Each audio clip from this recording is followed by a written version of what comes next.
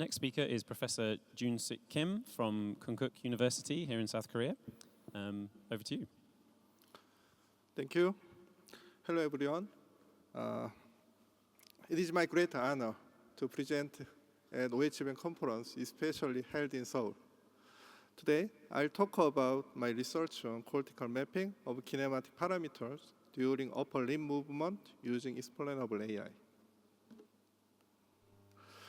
Some of you may not be familiar with brain-computer interface. Let me introduce it briefly. Brain-computer interface, shortly BCI, is a technology that will help people with motor or cognitive impairments to interact with an external world. This technology enables direct communication between the brain and external devices, between individual brains, or between a brain and virtual reality. My presentation will cover an interface between a brain and a virtual arm. When a brain generates a command for action, this command is delivered to muscle through the neuronal fiber tracts. However, a disabled person due to spinal cord injury, quadriplegia, or amputation cannot use own muscle directly. In that case, BCI is useful replacement for the brain-muscle interaction. This video clip by Neuralink demonstrates a movement decoding system using invasive microelectrodes, where the neural activity is used to manipulate a computer cursor. He is controlling the cursor to play a chess game with his mind. Movement prediction using microelectrode arrays is based on a model of neuronal population vector. It provides excellent performance. However, microelectrodes also come with risks of infection, insertion trauma, and immune responses. So, recordings from the microelectrode arrays can be unstable for long-term use. So non-invasive approaches are still desirable. Magnetoencephalography offers a non-invasive way to measure brain activity with high signal-to-noise ratio because the skull is transparent to the magnetic field. The left picture demonstrates a superconduction skid image device and arm reaching task in a virtual environment. The right shows a recently emerging optical type image device. It is potentially portable, making BCI applications practical in the future. Anyway, our study used a 306-channel whole head skid image system, and we simultaneously recorded real movement trajectories with an accelerometer. 9 right-handed subjects participated in the study. Source activity was estimated by a minimum norm inverse operator from DSPM. The activities were extracted from 8,096 vertices of a cortical surface model. Then the source activity was bandpass filtered from 0.5 to 8 Hz. The signals were resampled with 20 millisecond intervals, and past 11 time points were used to estimate a movement position. Multivariate regression was applied to predict arm movement positions.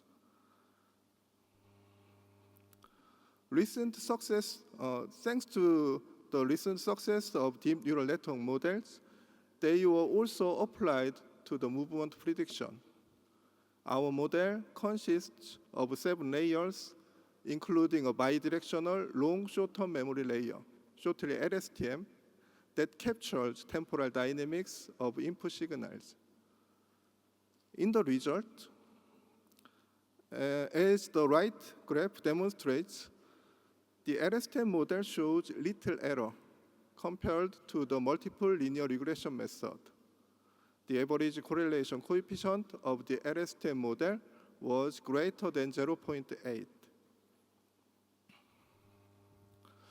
Although position, velocity, and acceleration are all related with the same movement, each kinematic parameter may have a different physical meaning.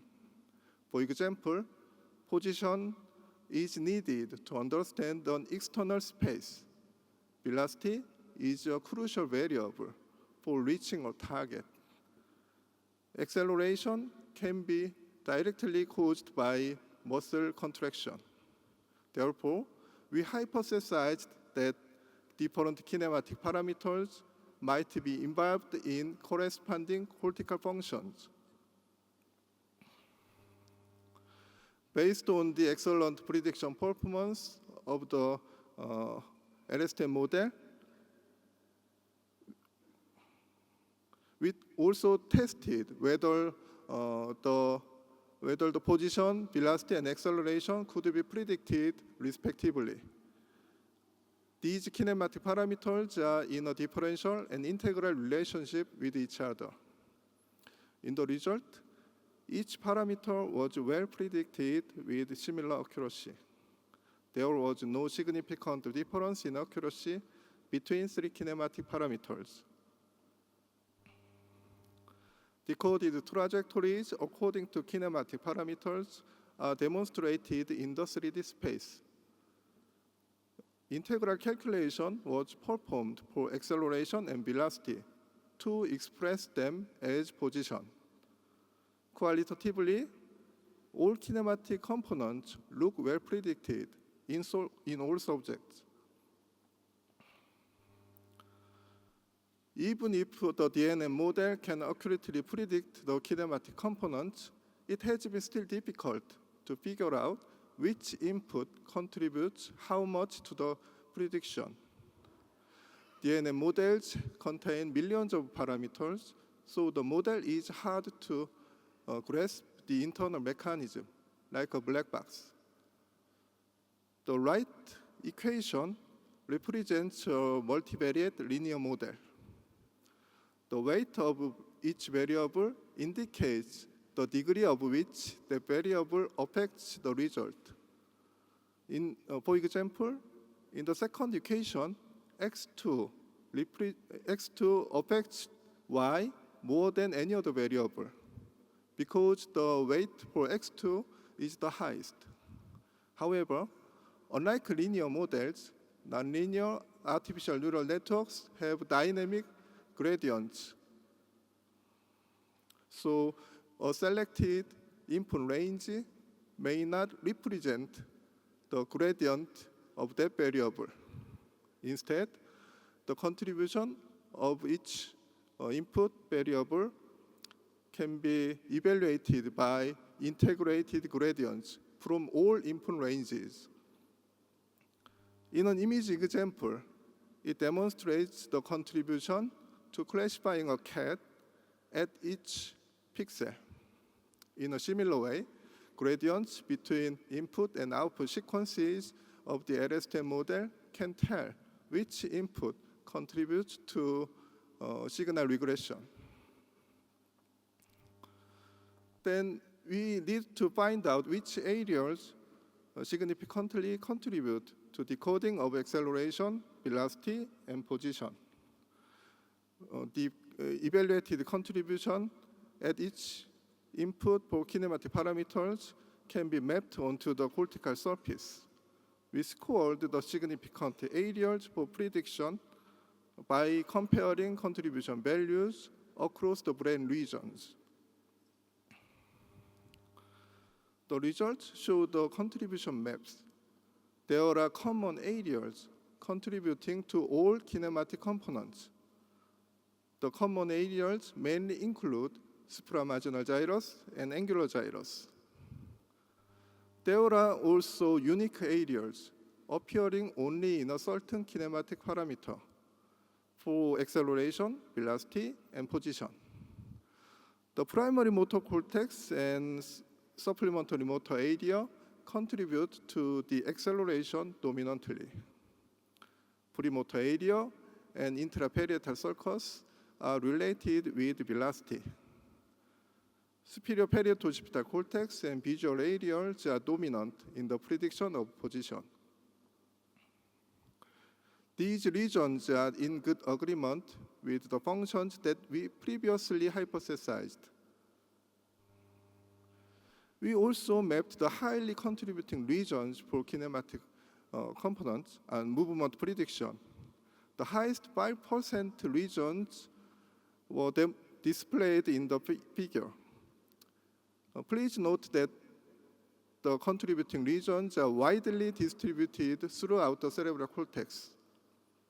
And the below graph shows the prediction accuracy according to different input signals. The maximum accuracy was achieved by using all regions. Hemispheric signals, even in the ipsilateral hemisphere, also produce accurate results. However, if we predict movements with only one regional signal, even from the primary motor cortex, the accuracy was significantly reduced. It is common knowledge that the primary motor cortex is the most important region for movement. But this result means that it is difficult to make sufficient prediction based on the primary motor cortex alone. This might be due to lower spatial resolution than microelectrodes. This result shows that multiple input signals increase the prediction performance.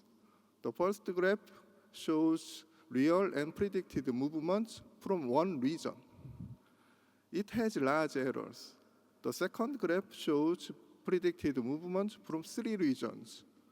The third is the result from one hemisphere, and the bottom is the result from whole regions. As you can see, the more input signals are used, the higher prediction performance is. Then we checked out that the distribution of contribution values were consistent across subjects. Inconsistency was calculated by variance of contributions at each vertex. The right figure shows the variance map. The large variance at an input point implies that it is difficult to predict movements with data from multiple subjects due to its inconsistency. Because the DNN model requires big data, data from multiple subjects should be advantageous. However, due to the inter-individual variability, it is difficult for this group decoding model to perform well. So we can use variance information to combine individual and group decoding models. For example, high variance input is disadvantageous for group decoding. In that case, we give large weights for an individual decoder and small weights for a group decoder. I'll skip the details of the method. This is a brief introduction that combines the pre-trained group decoding model with variance distribution. Each decoder has a weight layer consisting of variance before the decoding module. And this graph indicates the prediction accuracy of individual group and combined decoders. The red dotted line is the performance of the group decoder. Blue bars are the performance of individual decoders, and gray bars are the performance of combined decoders. In all subjects, combined decoders using contribution variance show better performance than individual decoders. In conclusion, recurrent neural network models can accurately predict movement trajectory. Then we can identify a contribution map from the trained model by integrated gradients. A microelectrode array in a very narrow area could distinguish between different directions due to its high spatial resolution. However, macroscopic signals like EEG and MEG require large brain regions because of different activity depending on the recording sites. In addition, using explainable AI, prediction accuracy can be improved by utilizing different movement contributions for each subject. I would like to thank my colleagues and thank you very much for your attention. Thank you.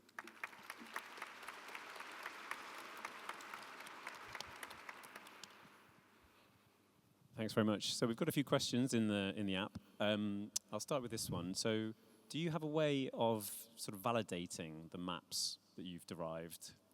Evaluation depends on the performance of the prediction, because